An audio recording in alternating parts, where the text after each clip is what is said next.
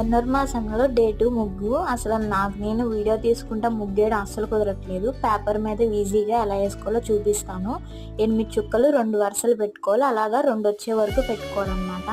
దాని తర్వాత ఇలా నేను చూపించిన విధంగా సింపుల్గా కలిపేసుకోవడమే, అంతే.